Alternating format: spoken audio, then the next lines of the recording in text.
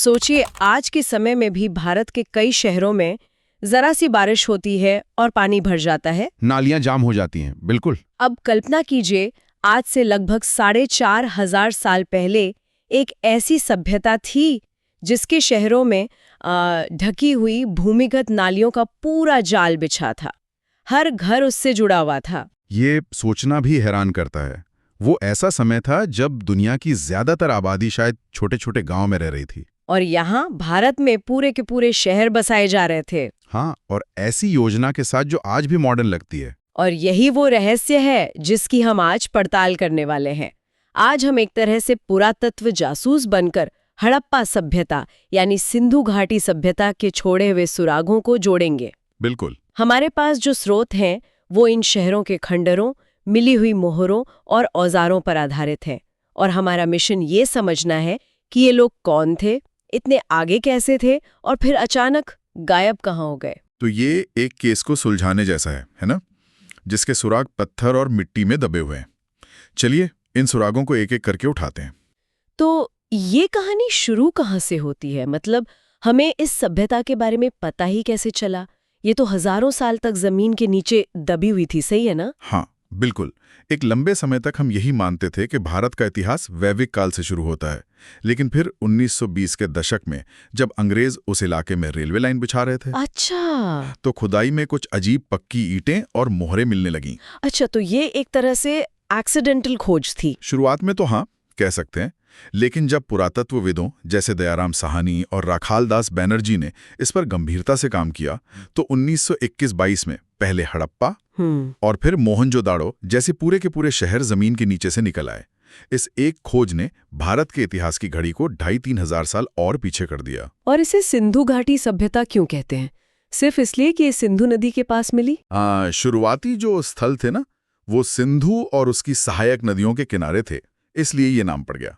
लेकिन जो बात असल में चौंकाने वाली है वो है इसका फैलाव। मतलब? ये सिर्फ एक नदी घाटी तक सीमित नहीं थी।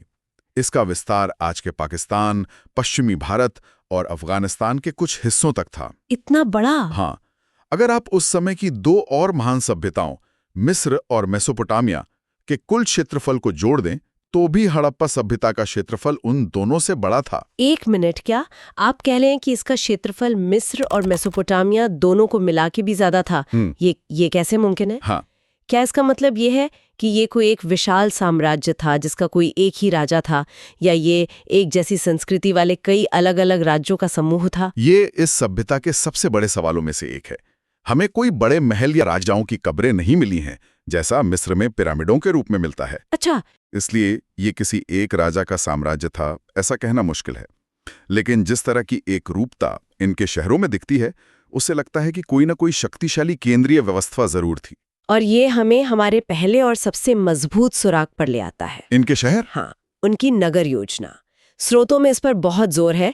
कहा जाता है कि शहर ग्रिड पैटर्न पर बसे थे। पर क्या ये सच में इतनी बड़ी बात है? हो सकता है सीधी लाइनें खींचकर शहर बसाना उस जमाने में सबसे आसान तरीका रहा हो। क्या ये वाकई किसी गहरी सोच को दिखाता है? ये एक बहुत अच्छा सवाल है।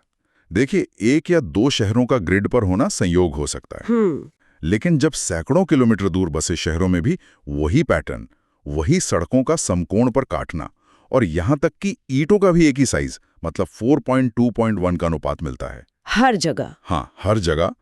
तब ये संयोग नहीं रहता, ये एक ब्लूप्रिंट की ओर इशारा करता है। ऐसा लगता है जैसे उनके पास शहर कैसे बनाएं इसकी कोई नियम पुस्तिका थी जो हर जगह लागू होती थी। और इन शहरों की जो बात मुझे सबसे ज्यादा हैरान करती है वो है उनकी पानी की व्यवस्था। हाँ। आपने शुरू में भूमिगत नालियों का जिक्र किया था। रुकिए, हर घर से नाली निकलती थी। हाँ। मतलब एक मजदूर के छोटे से घर से भी और किसी अमीर व्यापारी के घर से भी। ये तो आज भी भारत के कई इलाकों में नहीं होता। हाँ, हर घर से। और ये सिर्फ एक मजबूत सरकार के बारे में नहीं है। सोचिए इसके पीछे की सोच कितनी गहरी है। कैसे? इसका मतलब है कि हजारों साल पहले किसी ने यह तय किया कि एक नागरिक का निजी घर सार्वजनिक स्वास्थ्य से जुड़ा है। आपकी नाली का पानी सड़क पर नहीं बह सकता क्योंकि इससे सबका स्वास्थ्य बिगड़ेगा। ओह, सही बात है। ये एक सामाजिक अनुबंध, एक सोशल कॉन्ट्रैक्ट का विचार है जो उस जमाने के लिए क्रांतिकारी था। ये बताता है कि वो सिर्फ ईंट पत्थर के शहर नहीं बना रहे थे, वो एक जिम्मेदार समाज बना रहे थे। वाह, ये तो एक पूरी तरह से अलग नजरिया है। तो ये लोग बेहतरीन इंजीनियर थे, एक सामाजिक सोच वाले योजनाकार थे, लेकिन ये सब करने के लिए पैसा कहाँ से आता था? इतनी बड़ी सभ्यता चलती कैसे थी? उनकी अर्थव्यवस्था का आधार क्या था? बुनियाद तो खेती ही थी। वे गेहूं, जौ और कपास जैसी फसलें उगाते थे। कपास भी? हाँ, और दिलचस्प बात यह है कि कपास उगाने वाले ये दुनिया के शुरुआती लोगों में से थे। यूनानियों ने कपास को सिंडोन कहा, जो सिंधु शब्द से ही निकला है। अच्छा। वे बैल, भैंस, भेड़, बकरी जैसे जानवर भी पालते थे। ठीक है, तो ये एक कृषि प्रधान समाज था। लेकिन सिर्फ खेती से तो इतने बड़े और व्यवस्थित शहर नहीं चल सकते, जरूर कुछ और भी रहा होगा। और यही तस्वीर बड़ी होती है। वे सिर्फ किसान नहीं थे, वे उस जमाने के सबसे बड़े व्यापारियों में से एक थे। इसका क्या सबूत है हमारे पास? क्या हमें कोई बाजार या ऐसा कुछ मिला है? इससे भी बेहतर, हमें गुजरात में लोथल नाम की जगह पर एक पूरी की पूरी गोदीबाड़ा यानी डॉकयार्ड मिला है। डॉकयार्ड मतलब जहां समुद्री जहाज आकर रुकते थे। बिल्कुल। और माल उतारा चढ़ाया जाता था। ये इस बात का पक्का सबूत है कि वो मेसोपोटामिया जैसी दूर की सभ्यताओं के साथ समुद्री व्यापार करते थे। वाह। लेकिन सबसे बड़ा सबूत जो उनकी व्यापारिक कुशलता को दिखाता है, वो है पूरे हड़प्पा क्षेत्र में एक ही तरह के बाट और माप का मिलना। अच्छा, मतलब वजन करने के लिए जो पत्थर या बाट इस्तेमाल होते थे वो हर शहर में एक जैसे थे। एकदम। सोचिए, आज के भारत से लेकर अफगानिस्तान तक लाखों वर्ग किलोमीटर के इलाके में अगर आप कहीं भी सामान तौलते तो वजन एक ही मानक पर होता। तो इसका मतलब ये है कि अगर कोई व्यापारी हड़प्पा से अपना माल लेकर लोथल जाता तो उसे वजन को लेकर कोई झगड़ा या धोखा नहीं होता था। सही पकड़ा। ये एक तरह का प्रागैतिहासिक सिंगल मार्केट था। ये उनके बीच गहरे आर्थिक एकीकरण और आपसी विश्वास को दिखाता है, जो एक बहुत परिपक्व समाज की निशानी है। ठीक है, तो ये लोग बेहतरीन इंजीनियर थे, सफल व्यापारी थे और एक संगठित समाज में रहते थे। लेकिन ये सब तो जिंदगी चलाने की बातें हुई। वो जिंदगी को जीते कैसे थे? मतलब क्या वो पूजा पाठ करते थे? उनके शौक क्या थे? क्या वे हमारी आपकी तरह महसूस करते थे? ये समझना थोड़ा मुश्किल है, क्योंकि उनकी लिपि हम पढ़ नहीं पाए हैं। लेकिन उनकी कला और मूर्तियों से कुछ अंदाजा जरूर लगता है। हमें किसी भव्य मंदिर के अवशेष नहीं मिले हैं। कोई मंदिर नहीं? नहीं, ऐसा लगता है कि वे प्रकृति की शक्तियों की पूजा करते थे। बहुत सारी मिट्टी की बनी स्त्री मूर्तियां मिली हैं जिन्हें मातृदेवी माना जाता है। शायद वे धरती को उर्वरता की देवी के रूप में पूजते थे। इसके अलावा पीपल जैसे पेड़ों की पूजा के भी संकेत मिलते हैं। और वो एक प्रसिद्ध मोहर भी तो है, जिस पर एक योगी जैसी मुद्रा में बैठे व्यक्ति की आकृति है, जिसके चारों ओर जानवर हैं। उसे पशुपति कहते हैं ना? हाँ, उसे भगवान शिव का एक आरंभिक रूप माना जाता है।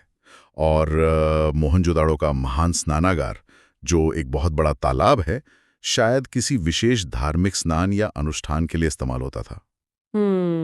लेकिन जो चीज मुझे व्यक्तिगत रूप से सबसे ज्यादा आकर्षित करती है वो उनकी कला है। जैसे कि वो कांसे की बनी डांसिंग गर्ल की मूर्ति। हाँ, वही। सोचिए, वो महज 10-11 सेंटीमीटर्स की एक छोटी सी मूर्ति है, लेकिन उसे देखिए, वो कोई देवी या रानी नहीं लगती। एक आम लड़की लगती है। बिल्कुल, एक आम लड़की है जिसके शरीर में एक लय है और चेहरे पर एक आत्मविश्वास, एक तरह का एटीट्यूड है। ये बात कमाल की है कि आज से 4,500 साल पहले किसी कलाकार ने किसी राजा या देवता की भव्य मूर्ति बनाने की बजाय एक आम इंसान की भावनाओं को इस तरह से अमर बनाने के बारे में सोचा। ये बताता है कि वे लोग जीवन को उसी सहजता में देखते और सराहते थे। सही बात है। ये तो वाकई एक गहरा पहलू है। तो हम कह सकते हैं कि वे एक ऐसा समाज थे जो व्यवस्था के साथ साथ कला और मानवीय भावनाओं को भी महत्व देता था। लेकिन इन सब बातों के बीच एक चीज है जो हमें उनकी दुनिया में झांकने से रोक देती है। उनकी लिखावट, उनकी लिपि। हाँ, ये इस केस का सबसे निराशाजनक हिस्सा है। हाँ, ये इस सभ्यता का सबसे बड़ा और शायद सबसे दुखद रहस्य है। हमारे पास उनकी लिखी हुई हजारों चीजें हैं, मोहरों पर, मिट्टी के बर्तनों पर, लेकिन हम एक शब्द भी नहीं पढ़ सकते। हम इसे पढ़ क्यों नहीं पाए हैं? क्या ये बहुत ज्यादा मुश्किल है? इसकी 2 बड़ी वजह हैं। पहली, ये एक चित्रलिपि है जिसमें अक्षरों की जगह चिन्हों और तस्वीरों का इस्तेमाल होता है। और दूसरी और सबसे महत्वपूर्ण वजह, हमें कोई रोजेटा स्टोन जैसी चीज नहीं मिली है। Rosetta stone? रोजेटा स्टोन वो पत्थर था जिस पर एक ही संदेश 3 अलग-अलग भाषाओं में लिखा था, जिसमें से एक भाषा यूनानी थी जिसे विद्वान पढ़ सकते थे। उसकी मदद से मिस्र की चित्रलिपि को समझना संभव हुआ। हड़प्पा के मामले में हमें ऐसा कोई द्विभाषी लेख नहीं मिला है। तो इस लिपि को न पढ़ पाने का हमारे ज्ञान पर क्या असर पड़ता है? हम असल में क्या खो रहे हैं? हम उनकी आवाज खो रहे हैं। हमारे पास उनका बनाया सामान है, उनके घर हैं, लेकिन उनके विचार नहीं हैं। हम नहीं जानते कि वे खुद को क्या बुलाते थे। उनके राजाओं या नेताओं के नाम क्या थे, वे कौन सी प्रार्थनाएं करते थे, उनकी कहानियां और कानून क्या थे। यह एक ऐसी फिल्म देखने जैसा है जिसकी तस्वीरें तो दिख रही हैं लेकिन आवाज बंद है। हम सिर्फ अनुमान लगा सकते हैं। ये हमारे और उनके बीच एक बहुत बड़ी खामोश दीवार है। बिल्कुल। और इसी खामोशी से एक और बड़ा सवाल उठता है, जो शायद इस केस का आखिरी सवाल है। इस महान सभ्यता का अंत कैसे हुआ? एक सुपर पावर जो इतनी विशाल, इतनी संगठित और इतनी उन्नत थी, वो बस खत्म कैसे हो गई? ये इतिहास के सबसे बड़े अनसुलझे रहस्यों में से एक है और इसका कोई एक जवाब नहीं है। पहले ये माना जाता था कि आर्यों ने बाहर से आकर उन पर हमला किया और उन्हें नष्ट कर दिया। लेकिन अब इस थ्योरी को ज्यादातर विद्वान नहीं मानते, है ना? नहीं मानते, क्योंकि बड़े पैमाने पर किसी युद्ध या नरसंहार के पुरातात्विक सबूत नहीं मिलते। तो क्या हम ये कह सकते हैं कि ये कोई बाहरी हमला या एक बड़ी बाढ़ जैसी अकेली घटना नहीं थी, बल्कि एक तरह का सिस्टम फेलियर था? मतलब एक के बाद एक चीजें गलत होती गईं और पूरा का पूरा सिस्टम ढह गया। सिस्टम फेलियर, ये इसके लिए एक बेहतरीन शब्द है। सोचिए, एक के बाद एक कई चीजों ने मिलकर उनकी दुनिया को बदल दिया। सबसे मजबूत थ्योरी जलवायु परिवर्तन की है। अच्छा। सबूत बताते हैं कि उस दौर में मॉनसून का पैटर्न बिगड़ने लगा, जिससे सूखा पड़ने लगा। नदियां जो उनके जीवन का आधार थीं, या तो सूख गईं या उन्होंने अपना रास्ता बदल लिया। और अगर खेती बर्बाद हो जाए तो शहरों का पेट भरना नामुमकिन हो गया होगा। ठीक यही हुआ होगा। जब खेती कमजोर हुई तो सरप्लस अनाज खत्म हो गया। जब पेट भरने की ही चिंता हो तो दूर मेसोपोटामिया से व्यापार कौन करेगा? व्यापार गिरा, शहरों की अर्थव्यवस्था चरमरा गई। और वो चमक दमक खत्म होने लगी। लोगों ने धीरे धीरे इन बड़े सुनियोजित शहरों को छोड़कर पूर्व और दक्षिण के छोटे गांवों की ओर जाना शुरू कर दिया, जहां जिंदगी शायद ज्यादा आसान थी। तो ये एक धीमी, दर्दनाक मौत थी, किसी एक झटके में हुई हत्या नहीं। बिल्कुल। तो चलिए इस पूरी जासूसी को समेटते हैं। हड़प्पा